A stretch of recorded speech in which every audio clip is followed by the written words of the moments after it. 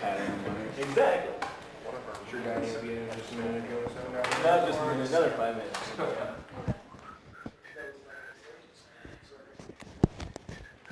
All right. So, it is the first day back after a nice weekend. Exam 1, so fortunately for you, I will be able to give you back the exams because I spent all day Saturday riding my mountain bike in a 12-hour race. They start the clock at 10 o'clock and then say as many laps as you can finish in 12 hours, and the faster you finish them, the better. So I was riding with 3 other people, and during one of my big breaks, I got all the exams graded. So all the scores are posted as well. I think there's a potential that I graded things a little too easy because once I hand them back, I'll show you the statistics. But the average for at least the people in the classroom here was 85%. So I don't think that it was that easy of an exam.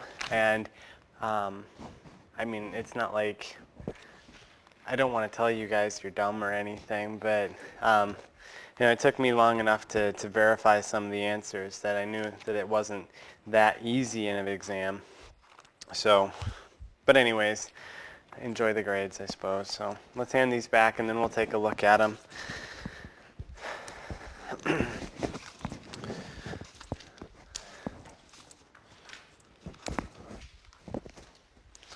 Sean isn't here.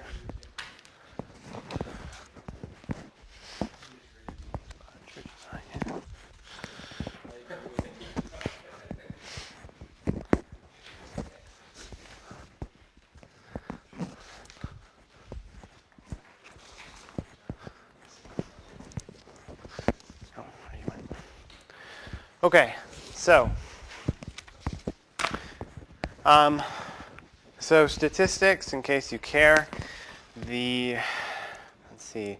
highest score, at least for in class here, was 99 out of 105. Yeah, that's one thing too. I can't count. If you look at the front cover page, there are like a ridiculous number of errors on it. It indicates that you took this exam on the 18th of July 2007, which, yeah, that just wasn't right at all.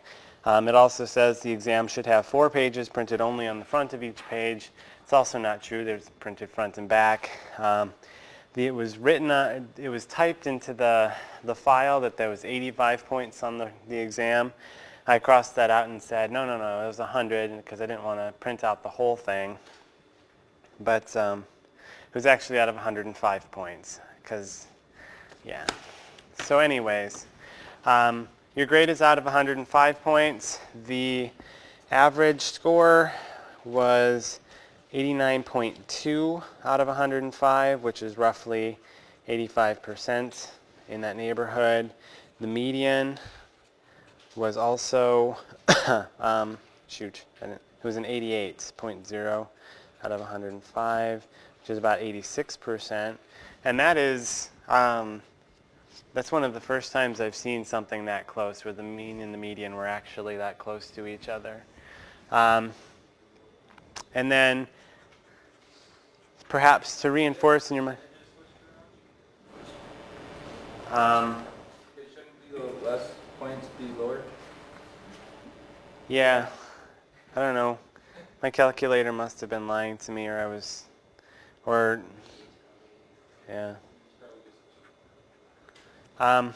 And to reinforce that it was an evil exam, the standard deviation was exactly 6.66. So. All right, so let's take a look at the exam real quick. Usually I give a different exam to the online students and the on-campus students, but I did not feel like doing that this time. So everybody got the same exam. You all took it at about the same time, so it seemed to work out. So everybody can look at this and get the same answers. The first one, you can all see what it started out with. The first thing to do to minimize the resistances is to take care of those 2 10K resistors that are in parallel kind of in the middle of the circuit. And that reduces that one down to a 5K resistor. Everything else is 10 still. And what you're left with also, if you combine the two 10K resistors at the far right hand side in series, you have 20K.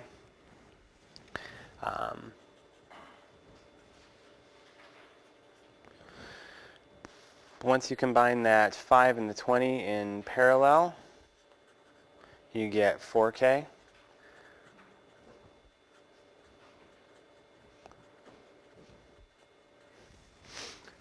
So obviously this as a total gives you 24K in series, and that 24K is in parallel with the 10K.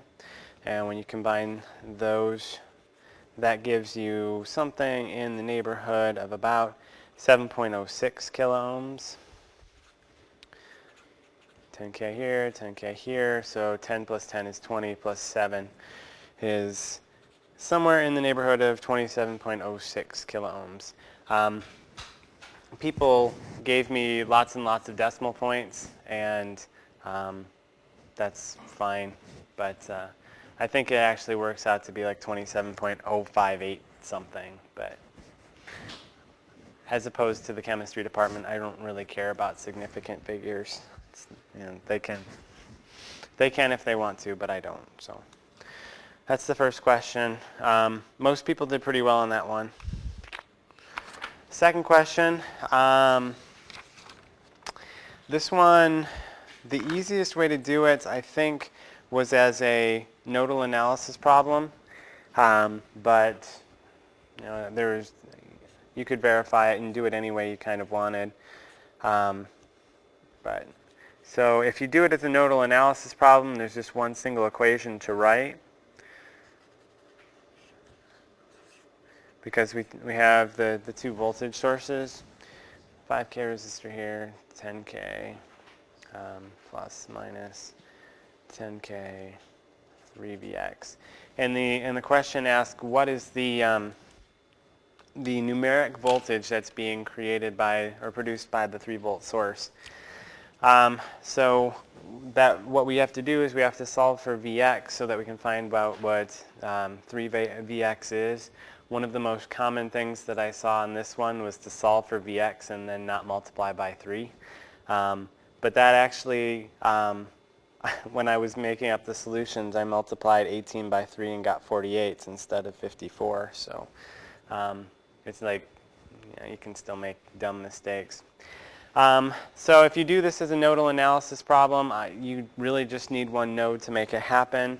So you have V1 minus 3Vx over 10K plus V1 over 5K plus V1 minus 6 over 10K equals 0. The other equation that you need to have handy is that Vx equals V1 minus 6. So that's the voltage across the 10K resistor itself. If you do all of the appropriate algebra and simplify things, stick this in where you see the Vx, the final equation that you should get before it gets all simplified is that you get V1 minus 3V1 plus 18 plus 2V1 plus V1 minus 6 equals 0. And I think it works out that you directly, let's see, you end up with this negative 2V1, 0V1, and exactly 1V1. That was convenient and totally not intended in any way, but it just worked out that way. That V1 equals negative 12 volts. So to make sure that we do this right, you got to go back up and say, all right, V1 equals negative 12 volts. Vx then equals negative 12 minus 6, so it's minus positive 6. So Vx equals a negative 18 volts. And 3Vx with the value of the dependent source is going to be just 3 times negative 18, which is negative 54. You can also do it as a mesh analysis problem, and you'll get the same answer. It's a little bit in some ways it's a little bit more direct because if you were for example, to go ahead and let's call this one I1, this one I2, and you write out the appropriate mesh equations, Vx in terms of that is just 10k times the value of whatever you solve for I2, and perhaps that's a little bit more intuitive necessarily than this V1 minus 6 part, but I don't know. When I look at this, I see two voltage sources nicely connected between the reference node and a non-reference node, and think that's going to make my life a lot easier when I'm doing nodal analysis. So, but either way, you should have got negative 54 as your answer. So, all right, question 3 and 4 were pretty easy. Not many people got any points off on those. Key thing was making sure that you wrote the supernode equation properly. So any variation on V2 minus V1 equals 3 volts. That was the equation that related the two nodes within the supernode together. People had, I think, every various combination of this. They had V2 equals 3 plus V1, V2 equals V1 plus 3, V1 equals V2 minus 3. I mean, as long as it's relating the components in that way, that's all I wanted to see. And then I think writing out the node equation itself in the most straightforward way is V1 over 6K plus V1 minus V3 over 3K plus 1 milliamp plus V2 minus V3 over 4K equals 0. And you can simplify that in whatever manner you want, but that's the proper form of it. One of the things, the main problems that I saw people run into in general was, what is the sign that goes on this kind of current? When you're writing a nodal analysis problem and you have a current that's, a current source that's directing something into the node where you're writing the equation for, what is the sign on that current? And again, our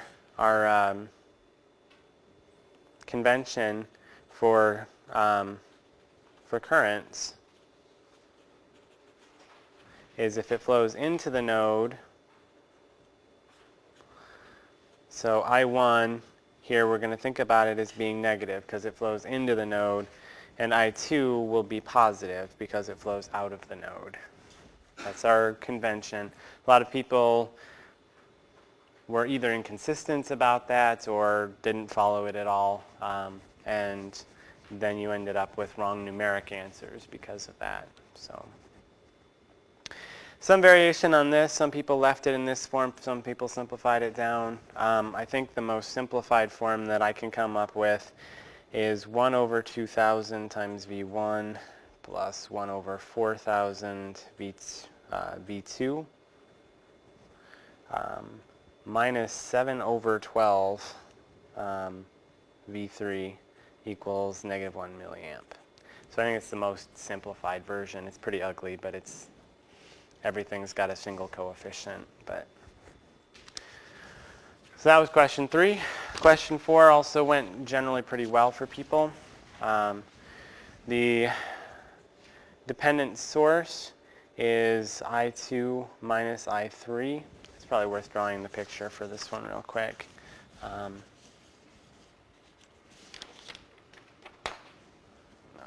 one was okay. But you had, the dependent source was up here.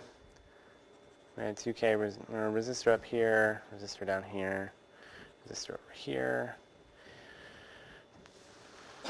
resistor here, voltage source there.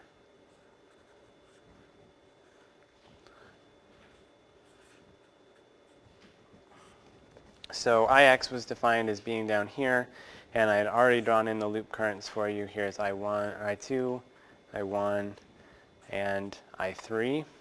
So if that's Ix, Ix is given as I2 minus I3. So that's your first equation.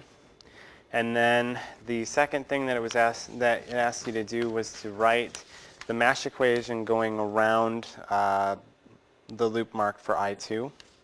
So this was a 3 volt source, a 10K resistor, a 3K resistor, and there's another resistor down here on the bottom. You know, I actually forgot to draw that in on the real diagram too, and I had to use the graphics program to stick it in there. But 1K resistor down here. So the final equation for that, you run into the negative terminal of the 3 volt source plus 10K, that's just times I2. The 3K resistor that's shared between I2 and I3. And then the 1K resistor down there at the bottom that we almost forgot, again, was 0. I left it simplified as 14K I2 minus 3K I3 equals 3. But we do know that because this is, I think, a 1 milliamp source, you could stick that in and simplify that even further. And I think that turns it into 14K I2 equals 6.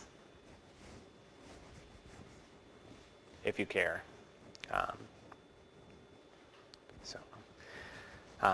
I think most people left it like that, and that's fine. So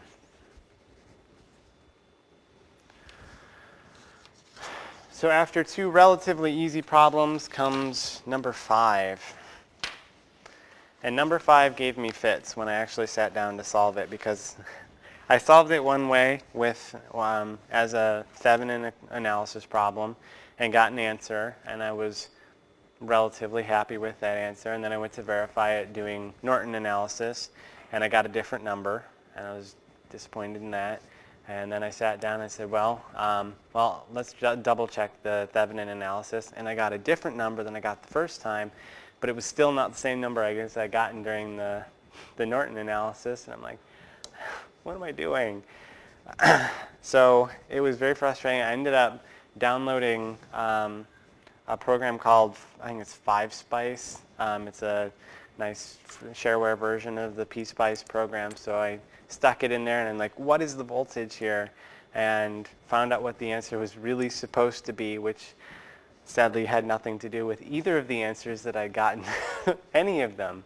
So, but I finally worked it out to the point, and it requires getting the open circuit voltage requires being extremely anal about the polarity of the voltages on the resistors as defined by the currents that you may have used to solve this. Now if you do this if you're trying to solve for the open circuit voltage as a nodal analysis problem, you're looking at writing 5 node equations and solving those simultaneously, which is pretty evil. And you can solving for the loop currents, if you do it as a mesh analysis problem, is actually quite easy. You get the mesh currents really quickly, especially since one of them is constrained by the source that's in there. But making sure that you get the right numeric answer for the open circuit voltage is not fun. And it requires being very, very careful. So just to show you what it's supposed to be, here is our circuit once we've removed the load.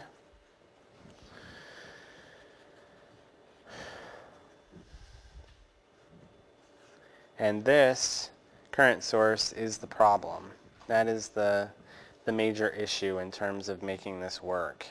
2K resistor, 4K resistor, 2K resistor, 2K resistor, 1 volt source, 2K resistor. Now I defined my loop currents flowing around clockwise, I1 and I2, which means, and I also, in terms of polarity, defined the open circuit voltage as being positive over here, negative over here. So it's going to be very important to make sure as we write this loop equation, how do we get the proper answer to when we write around this loop. Solving again the mesh equation is very simple. We can say, well, I2 happens to equal negative 10 milliamps because it's flowing the opposite direction that we defined our loop currents, I2. We write the single loop equation around here, which is negative 1 plus 2K times I1 plus 2K I1 minus I2 plus 2k I1 equals 0. And when you solve that, you end up with that I1 equals negative 3.16 milliamps. And it's very important to keep track of the negative signs everywhere. We've defined both the currents as flowing around clockwise, but the numeric answers that we've gotten show that they're actually flowing around counterclockwise. It's not a big deal, just as long as we keep track of what's going on. Now, if we're going to use these numeric answers, we have to make sure that as we're going around and finding out what the polarity of each of these voltages is going to be, that as we're multiplying the current as negative 3.16 for or at least this resistor, and using it partially in that resistor too, that we keep track of the polarities as we've defined them. So if we're really going around this way, the positive terminal of that one should be here and the negative there. Positive terminal here, negative terminal there, and positive terminal here, negative terminal here, positive here, negative here. And you will not get the right answer if you don't do it, if you're not very careful about the polarities of the voltages on the resistors. So we've got our currents. Then if we write around the loop to find out what the open circuit voltage is, I'm going around clockwise in the same way. I run into the negative terminal of open circuit voltage minus 2k times I1, because we run into the negative terminal of this resistor first, minus 2k I1 minus I2, and that's this resistor. Again, we run into the negative terminal first, plus where did I go with this? Plus 2k times negative 10 milliamps. Again, it's important on the, and that's just I1. That's this one up here. But again, we solved and we said that's negative 10 milliamps. So again, you have to make sure you get the right answer there. Yeah,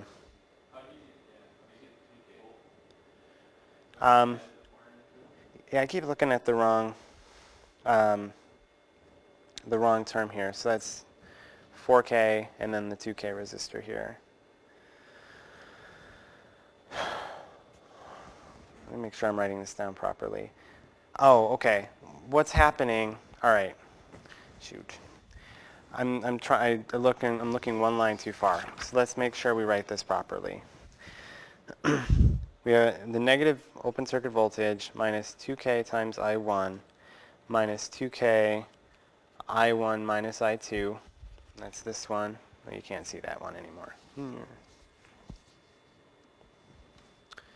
Right. So that's the 2K resistor here. Then you've got the 4K resistor times I2 and the 2K resistor times I2 equals 0. So that's the proper loop equation to get around that. And all that's doing is saying there is some voltage across this 10 milliamp source, and the voltage across the 10 milliamp source is the same as the voltage across those three elements. But to make sure that you get the proper voltage across it, you have to make sure that you get each one of these polarities proper, or else you'll get the wrong numeric answer, like I did 3 times, I think. So when you solve that, we'll write out all the steps. So I've got the open circuit voltage, then I'm putting that over on the other side, equals negative 2K times negative 3.16 milliamps minus 2K times, again, the negative 3.16 milliamps plus 2K times negative 10 milliamps plus 4K times negative 10 milliamps plus 2K times negative 10 milliamps. And when you put all that together, that's 6.32 plus 6.32 minus 20 minus 40 minus 20 equals negative 67.36-ish volts. And I think that it's actually a little closer to negative 67.33. But yeah, that's a big kind of ugly voltage. And I didn't do the nodal analysis to confirm that voltage. What I did is I did a Norton analysis to confirm that the short circuit current would relate to the open circuit voltage with the appropriate Thevenin resistance, and I got the same answer both of those two ways. So I'm pretty confident in this answer because it's also what the program gave me. So it is nasty, to say the least. And so I was fairly lenient in grading this question. The one part that people actually did very, very well on was solving for the Thevenin resistance. So let's take a look at that real quick. So this is, say, 5 part B. I need to pull out another exam copy. So the important thing is to remember what to do with each one of the sources. We short circuit the voltage source. We're left with a 2K resistor here, a 2K resistor here, and a 2K resistor here. And then we've got our one terminal of our load there. So these are all 2K resistors. The 4K resistor stays hanging off here, and the 2K resistor here. And hooked in between these two nodes is where the short circuit, or where the current source was, but that's open circuited. We yank that out, we leave the hole, and so if it helps, you can draw it in, but I think the picture is actually a little bit more clear if you don't. It makes it a little bit more obvious that these two are in series with each other, and then the series combination of the 4K here is in parallel with the 2K resistor. So if you do that, and I don't have any of the numbers with me, but it should reduce down to, let's draw that out a little further. So this is the 2K resistor, this is the 4K resistor, and then this is the combination of all of those. Calculator. So we've got 4 in parallel with 2, 1 over 4 plus 1 over 2. Flip that. And so this is 4/3 of a kilo ohm. And those are all in series with each other. I think the fractional and most appropriate answer for this is that the Thevenin resistance is going to be 22/3 of a kilo ohm, which is, I think, 7.33 repeating. So people did pretty well on this part. The open circuit voltage, people did some good work doing the solution. Because it's my class and because we have time, I do want to show you real quickly what the Norton analysis looks like for this one, because I think number one, we don't do quite enough Norton analysis when we're doing going through this material. But so we can also solve that problem, and we can use the same Thevenin resistance, but instead of solving for the open circuit voltage, we can solve for the short circuit current.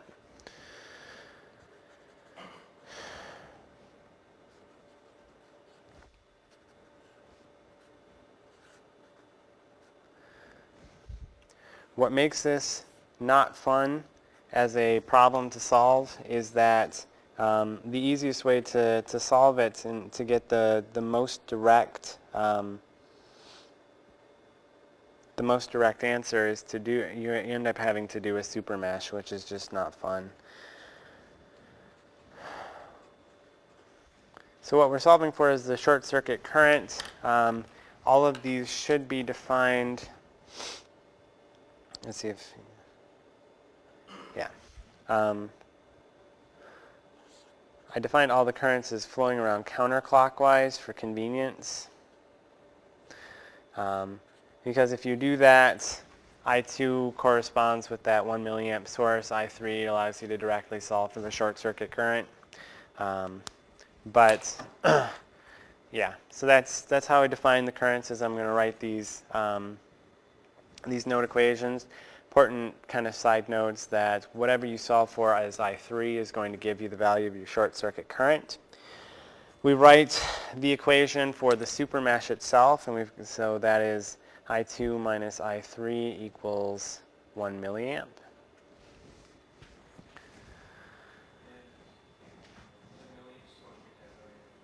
Ten. That's what it says.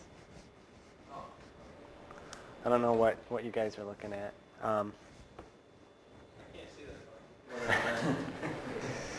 All right, so then the easy loop is the one, was the one up here for I1. We're going around clockwise, so we get 1 plus 2k I1 minus I3 plus 2k I1 minus I2 plus 2k I1 equals 0. If you solve and simplify it, insert this as, I think that I didn't do any particular solutions on that.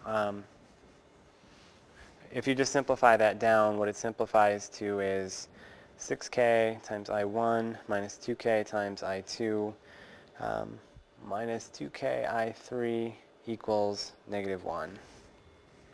So that's the first equation. I think what I did when I actually plugged this into the calculator is I used a version of that, 0 I1 plus 1 I2 plus minus 1 I3 equals 10 milliamps. So that was one of the equations that I used. Second equation was this one. And then the third equation, this is where the supermesh comes in. You write the equation. So we've got the equation that relates our two currents within the supermesh. Now we have to write the equation that goes around the supermesh. So we start out with two equations to make it not totally ugly. We got 2k I2 minus I1. So that's the shared resistor here. I introduced a voltage and called it Vx. That's across the 10 milliamp source. So it's plus Vx plus 2k times I2 plus 4k times I2, and that equals 0.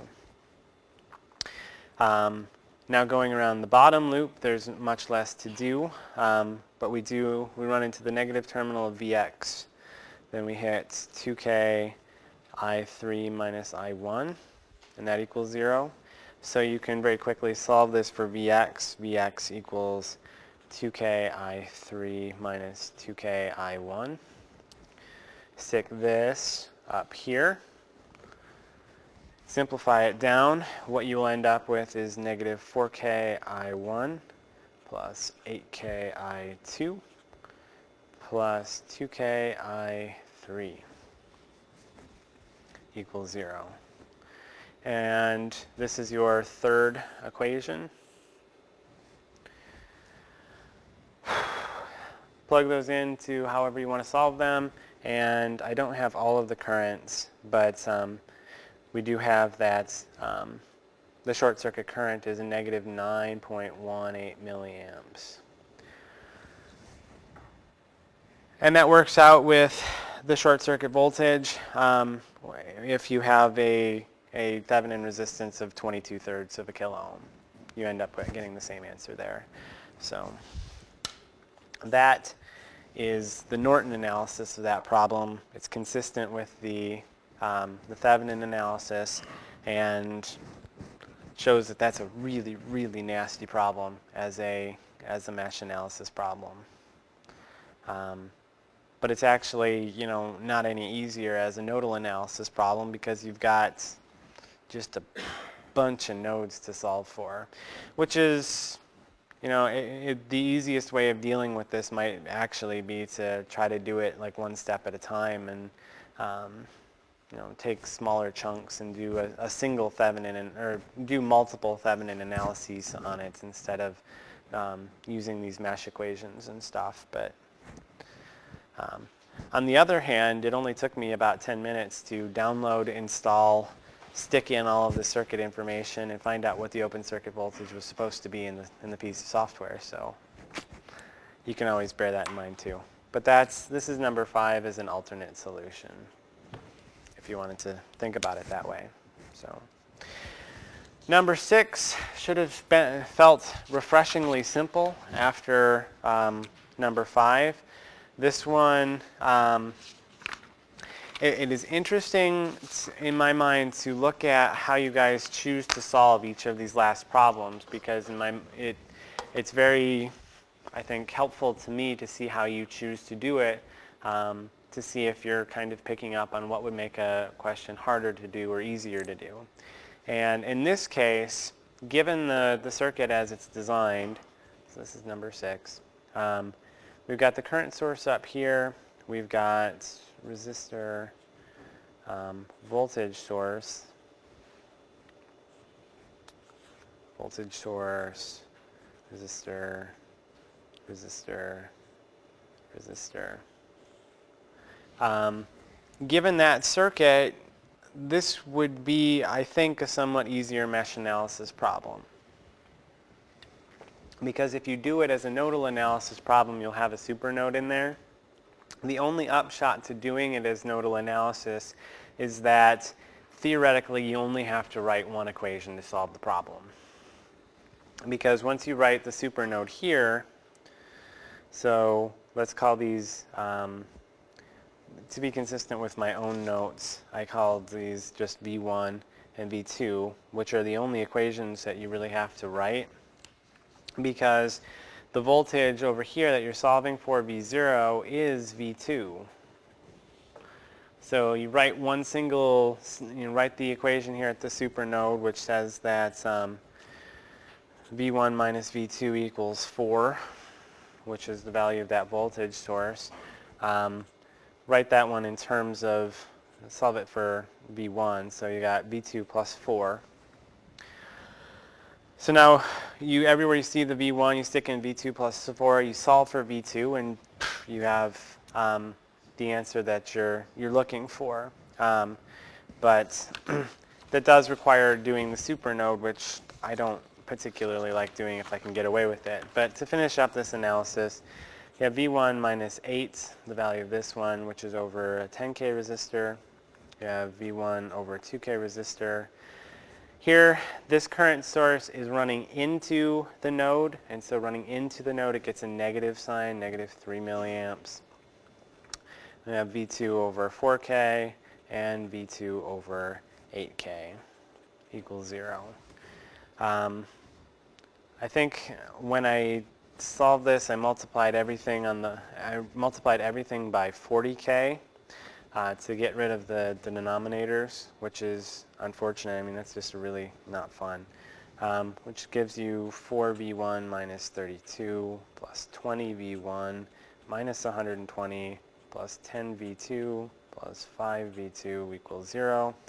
When you solve that, substitute stuff in, you get that V1 equals 5.44 volts, and V2, which is V0, is 1.44 volts.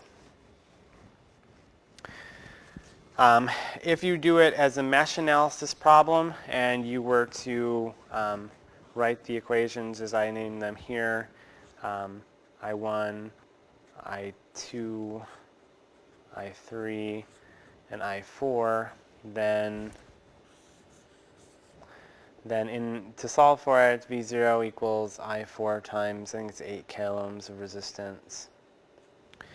I1 is constrained at the 3 milliamps of the source, and the rest of the currents you can solve for as 3.26 milliamps. I3 is 0.54 milliamps, and I4 is 0.18 milliamps. So when you substitute this back up here, you get the same 1.44 volts.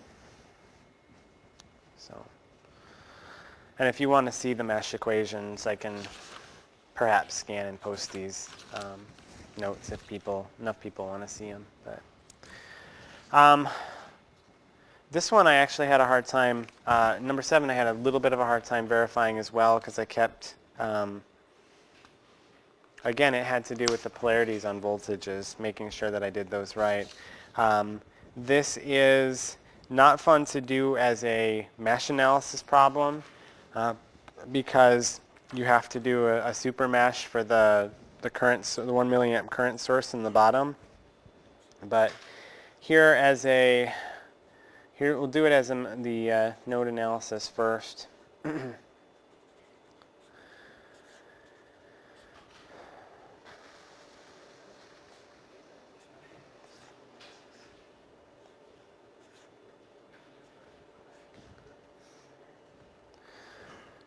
6 milliamp source, 1K resistor, 2K resistor. The current we're looking for, I0, is over here.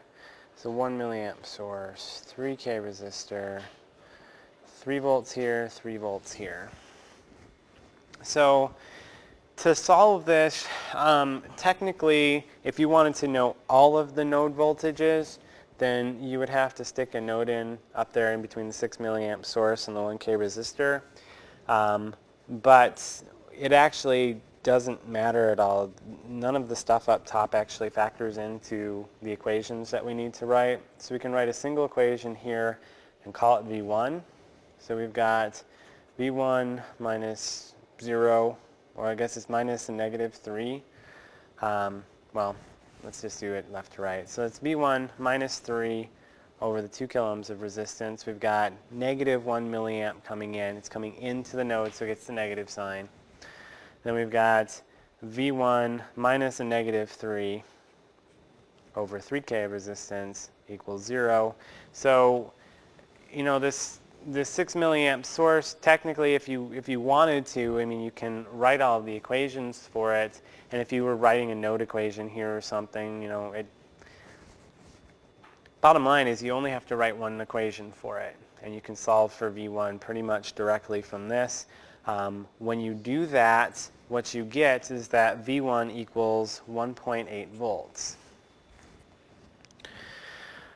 Now the important thing is to make sure that you get the appropriate, now when you're solving for I0, to make sure you write everything out properly. So I0 is the voltage, as it's going through here, it's going to be V1 minus 3 over 2K, which is that 1.8 minus 3 over 2K, which gives us negative 0.6 milliamps.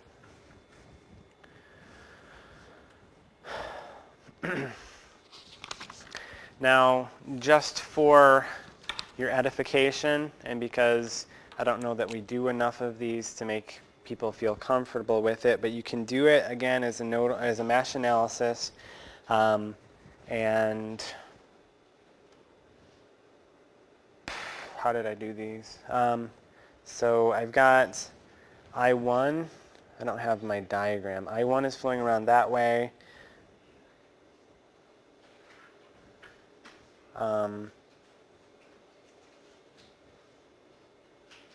This must be I2, and this is I3,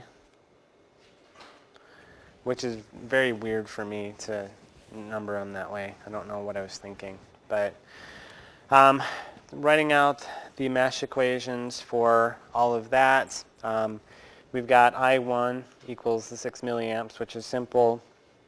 We're going to write a super mesh where the difference between I1 and I2 and I3 is the 1 milliamp of that source in the middle. So we're going to end up creating again a voltage source around the we're going to call it Vx and call that that's the voltage that's going to be across that current source again, just like we did back in that short circuit analysis for the Norton. So we're going to write the equations around the I2 and I3 loops. The first one around the I3 loop is -3 plus 2k I3 minus I1 plus Vx equals 0. It's going around this one.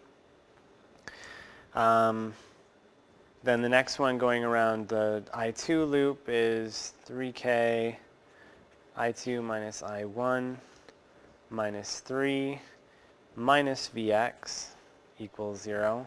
So this one you can solve for Vx pretty quickly again. Vx equals -3k I1 plus 3k I2 minus 3.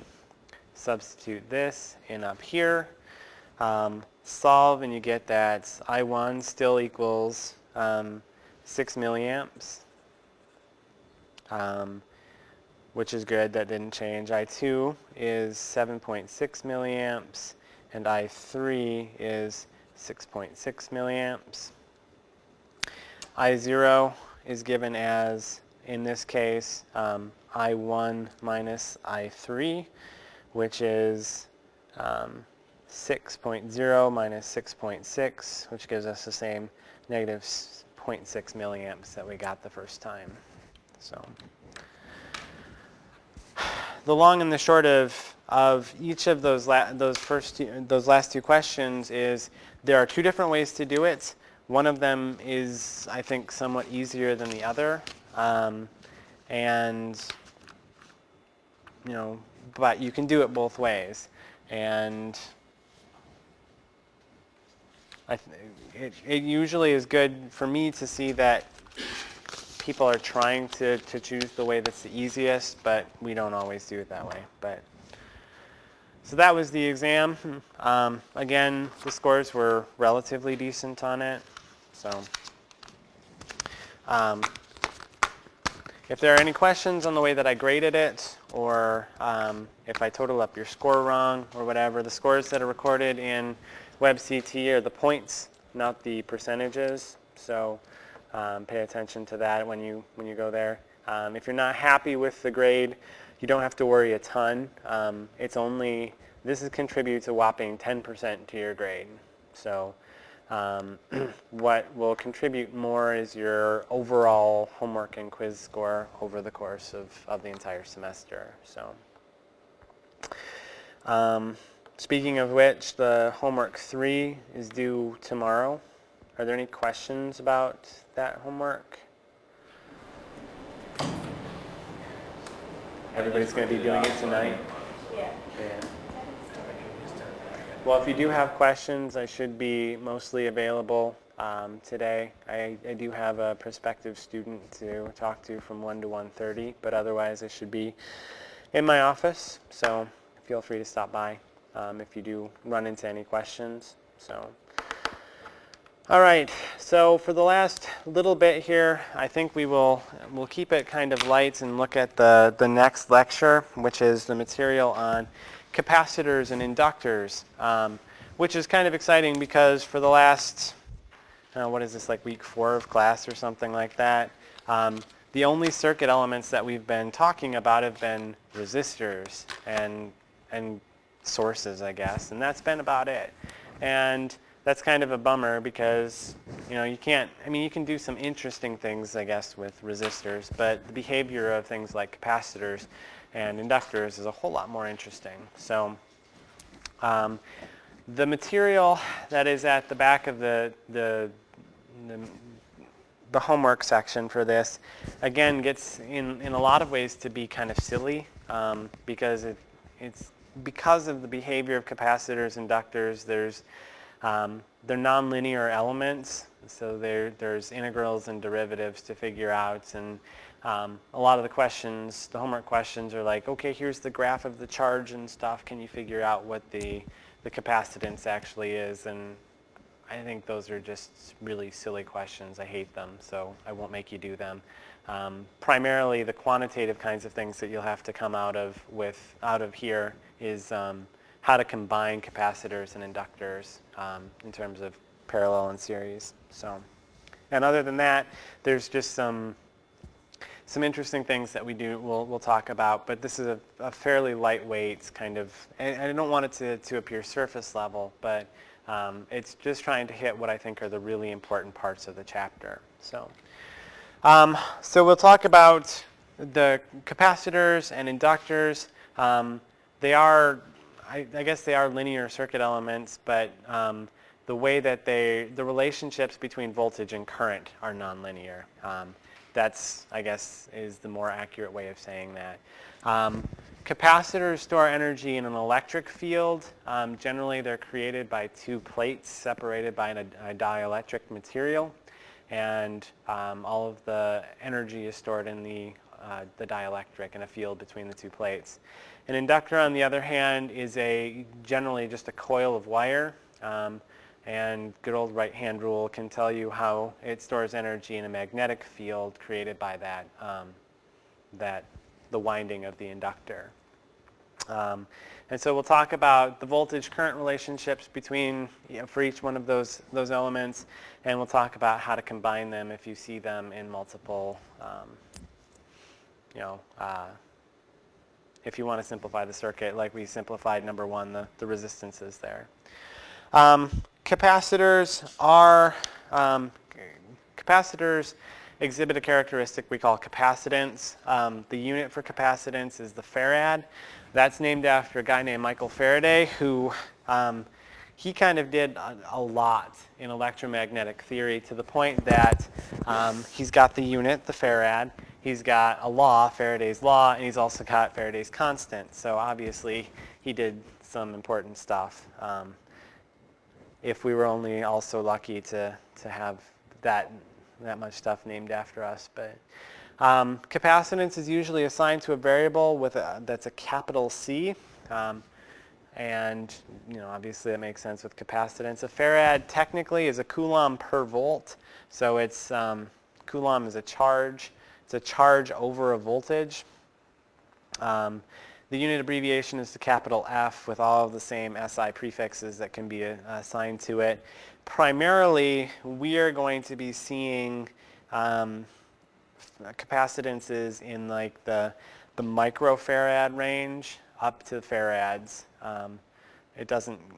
I would assume that you can find larger capacitances, but you're talking. I think you'd be looking at capacitors that would fit in your lunchbox as opposed to things that fit on a circuit board comfortably. The circuit diagram. What does a capacitor look like actually in a circuit? Just there's actually, again, a couple of different symbols, and the usage of these symbols, in my experience, and which is admittedly somewhat limited, has been inconsistent. The most simple and straightforward way of drawing a capacitor is to just draw two parallel lines of the same width, and then there will be some capacitance next to it, say 45 microfarads.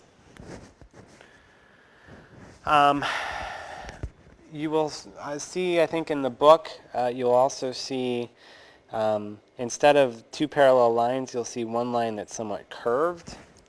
And I think that this frequently indicates the polarity on the capacitor. But again, it's been very inconsistent as to how that is applied. In other textbooks, I'll see this curvy version of the capacitor, and they'll have the negative terminal of the voltage up there and stuff. I mean, the safest thing to do is to just use the two parallel lines. People should recognize that, yeah, that's a capacitor, and it works. But that's what you'll see, tends to be the two parallel lines. I have a tendency when I'm drawing circuits, at least quickly, to use the curvy one, but and I don't know why that is necessarily. But so that's what the circuit element diagram looks like. Relationships between each of these things. The current is still current is current. It's the movement of charge over time, and so the current through a capacitor is the same as the current through anything else. The charge on a capacitor, though, is given by the relationship Q equals CV. And now the reason of even bringing up the whole current thing is because we can take and substitute, well, let's see, we can take and substitute this derivative quantity here and I just totally wrote over it. We can take this and substitute it in here. And what that tells us then is that the current is the derivative of the voltage multiplied by the capacitance. Obviously, we had to do a little bit more math, but this is interesting. Now it's no longer a linear relationship. You multiply the capacitance times the derivative of the voltage, and that gives you the current. If you want to turn that around and find out what is the voltage given a current, then you have to do some integration. And what it kind of boils down to is if you know what the initial condition was, what was some voltage at time 0, plus 1 over the capacitance, and then the integral of the current over some fixed time period between t0 and t. So that's kind of a pain, but there's a couple. Do I have the practical notes? No, not yet. So that's just what the relationships look like. There's a couple more interesting relationships. Power in the capacitor is still voltage times current. That's a fundamental thing. But when you multiply the voltage times the current, what you end up with then is C, the capacitance, times the voltage times the derivative of the voltage, and that ends up giving you what the capacitor, or the power that's actually stored in the capacitor is. The energy stored in the electric field of the capacitor, the normal way that we think about it is this 1/2 CV squared gives you the energy. And that's in joules. We don't talk about that a lot, but I think there's some questions at the end in the homework that ask you, given a capacitance and a voltage, what is the energy that's stored inside the capacitor? But and the 1/2 CV squared is the one that we normally think of for that.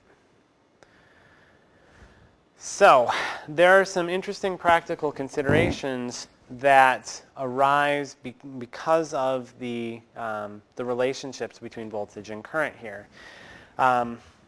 If you apply DC voltage to a capacitor, what is a DC voltage over time? Well, it's a constant. And what is the derivative of a constant? Well, it's 0. So what that means is that under steady state DC conditions, if it's been sitting there for a long enough period of time, and we'll look into what long enough period of time means in the next chapter, but if it's been sitting there for a long enough period of time, then a capacitor acts as an open circuit. Current just stops flowing through a capacitor at some point. It gets full, and current stops flowing. And that's just how it is. Capacitors are often also used as DC filters because at some point they stop allowing DC stuff to come through. That reminds me of my my first car that I got. Came with a tape deck, and I wanted a CD player in it, so I went over to Best Buy and I had them install it, and it had this horrible squealing that went along with the engine revolutions, and it was awful. And it got worse as you put a larger electrical load on the car. So you turn on the headlights, the squealing gets louder. You turn on the air conditioning, the squealing gets even louder. And it got to a point that if it was hot and dark, you just couldn't listen to music because it would drive you crazy. And they kept telling me, oh, you can't put a filter on there. And I'm like, okay, I'll believe you. And then at some point I stopped believing them. I bought a filter, which was just a big capacitor, and I stuck it in line, and guess what? The squealing went away, and I don't ever ask Best Buy to do anything for me anymore. So, for what it's worth. Power absorbed by a capacitor, another practical consideration, because we saw this another derivative relationship here with the CV squared, or CV times dV dt. So the voltage that is applied to or the voltage across a capacitor cannot change instantaneously, because if it does, the derivative is infinite. A unit step kind of thing gives you an infinite derivative, and that means that it would be technically generating infinite power. And that would be nice, I suppose, but obviously not practical. So what ends up happening then with a capacitor is that the voltage changes over time, and we'll spend a lot of time in the next chapter quantifying exactly how it does change. So that is the important thing is, the really important thing is that a DC voltage does not change over time, or doesn't change over time, therefore the derivative is zero, and the current through a capacitor under DC conditions is zero. It's an open circuit. And if you remember what the current, or what the circuit symbol looks like with these two parallel plates, there's actually that little space there. And that can help you remember that there is, no, once this gets full, it doesn't let any more current go through. There's not a path for the current to go. Okay. I don't know if that'll help you at all or not, but it helps me to remember that under DC conditions becomes an open circuit. Inductors, same kind of deal. Inductors manifest a property we call inductance. Inductance is measured in henries, which is named after a guy named Joseph Henry, he was one of the guys that happened to identify and quantify what this phenomenon of inductance looked like. It happened that Faraday did too, but I guess Faraday had enough constants named after them and after him. So, and if inductance and capacitance were both measured in Faradays, that would get confusing. Inductance is usually, oddly enough, assigned to a variable called L.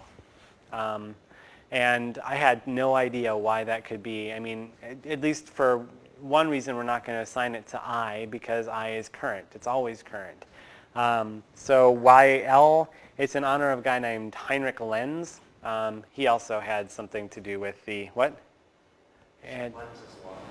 Yeah, he had some stuff to do with quantifying some of the behavior of inductance as well. So a Henry is technically a volt-second per ampere, which is a ridiculous unit, but that's what a Henry actually is. The unit abbreviation is a capital H.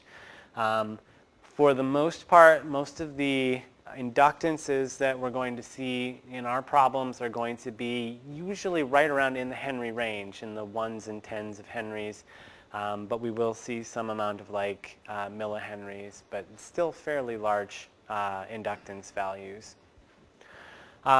Key relationships are kind of small on the screen, but they're all very, very similar to the capacitance relationships. You may remember that the energy in a capacitor was 1/2 CV squared. Well, the energy in an inductor is 1/2 Li squared, the inductance times the current squared.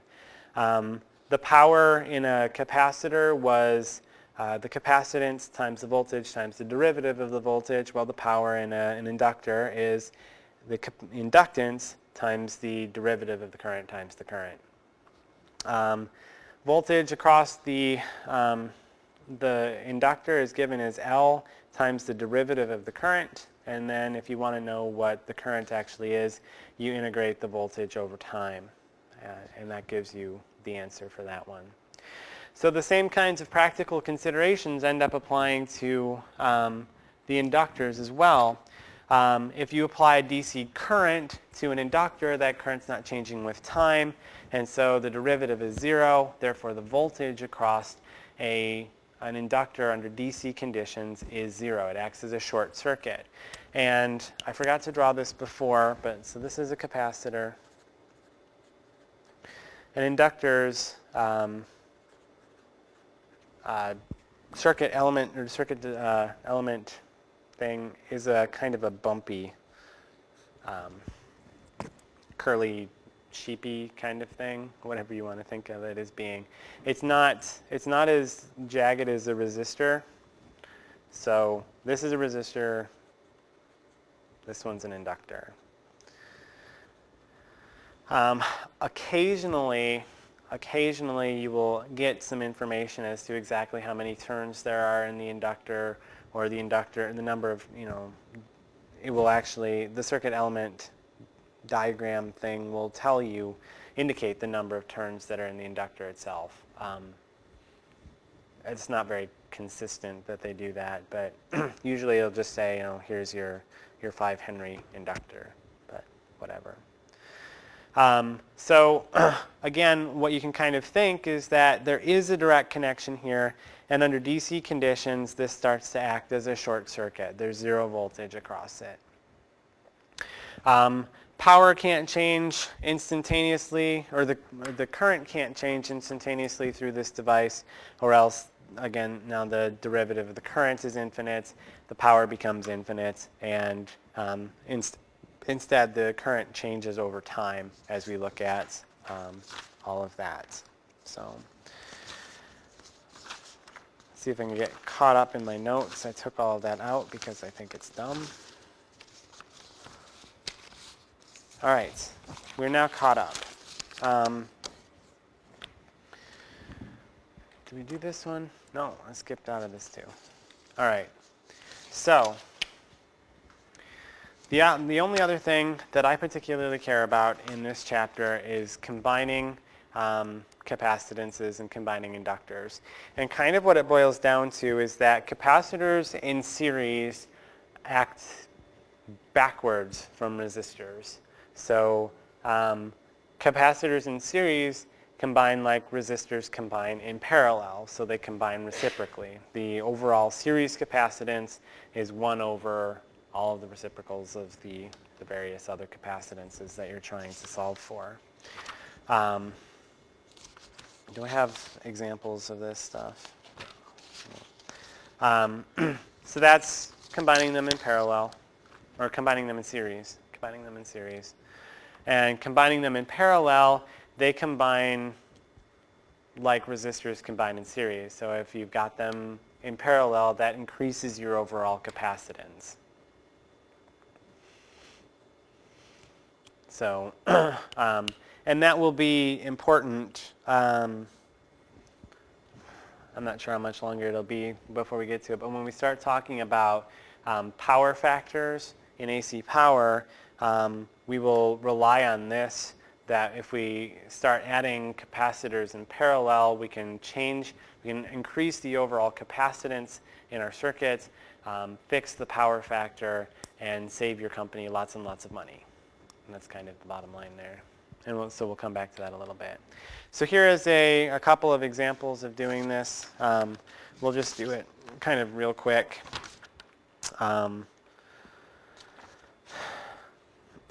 Because I want to try to just get through this. So here is so this is a figure that's taken directly out of the book. So they use the curvy lines on their capacitors.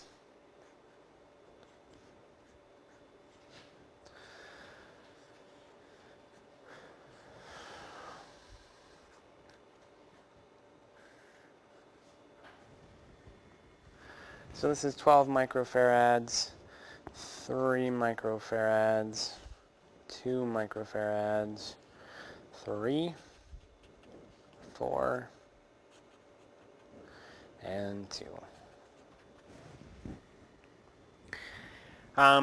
So obviously we start just trying to combine these the best that we can. What should be pretty obvious to start with is these are in parallel with each other. Parallel capacitances just add together, and so this can be replaced by a single 6 microfarad capacitor. And then the 6 and the 3 are in series with each other, and those will combine reciprocally. So to reduce this to this middle branch to its simplest form, we'll have 1 over 3 plus 1 over 6 microfarads. So that should be 2, I think. Yeah. It ends up equaling 1 over 2 microfarads.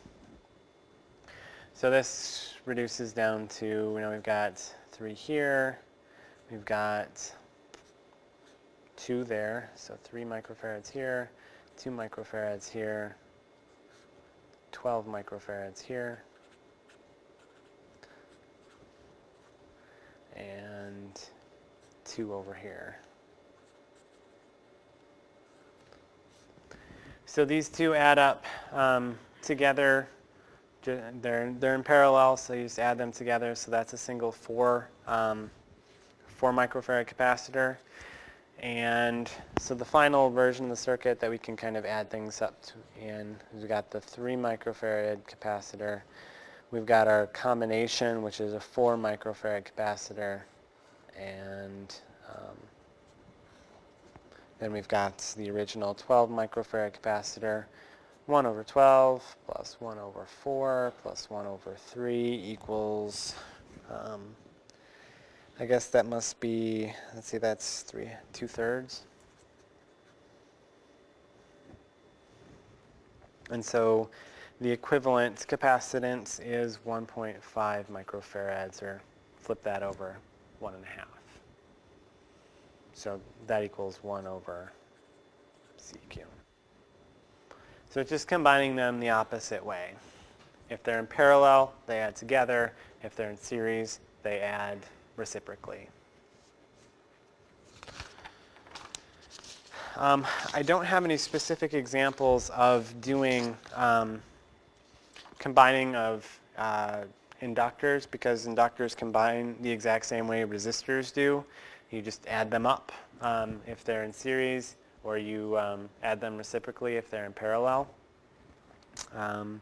So we'll do this one last example that I skipped over before we kind of finish things up. So here is a circuit. We happen to know that across these two terminals there's 24 volts. We have a capacitor in here, and we don't even know what its value is. We just know there's a capacitor there. And we happen to know that this 12 microfarad capacitor happens to have 6 volts across it. So I don't know if this analysis makes sense to you in what I'm going to say, but this is how I always remember on how to solve this kind of problem. If it is the case that voltage, or that capacitors in series combine like resistors in parallel, okay, then it should be the case that voltages divide across these series capacitors like current divides across parallel resistors. So if we want to solve this problem, we could set it up like a current division problem of sorts. And we can say, well, I know that KVL going around this loop tells me that this better be 18 volts, or else something's wrong. It's not obeying fundamental laws of electricity. So I know that the voltage across this has to be 18 volts. And that's going to be some fraction of the original 24 volts. But how do we create that fraction? Well, when we're doing current division, we put the other resistor on top. And so when we're doing this voltage division with a capacitor, we'll put the other capacitance on top. And so that will be the 12 microfarads on top, plus the sum of the two capacitances on the bottom. And so again, we've set this up so that voltage divides across these voltage divides across the capacitors like resistance divides across parallel resistors. So then you can just run through this and try to solve it the best that you can. Divide both sides by 24, which gives you 3/4. That equals 12 microfarads over C1 plus 12 microfarads. I think, yeah, cross multiply. So you got 48 microfarads equals 3C1 plus 36 microfarads. Solve, or subtract 36 from both sides, so 3C1 equals 12 microfarads, and then obviously C1 equals 4 microfarads at the end. So again, the way that I approached this problem was saying, all right, if capacitors combine in series like resistors combine in parallel, then voltage divides across series capacitors the way that current divides across parallel resistors. So give a thought to that. Hopefully that makes some amount of sense to you. I think that we will go ahead and skip a quiz for tomorrow, but plan on a quiz for Wednesday. If you have any questions about the homework, please ask them sooner rather than later. If you have questions about the way that your exam was graded, let me know. Otherwise, have a really great day, and we'll see you on Tuesday.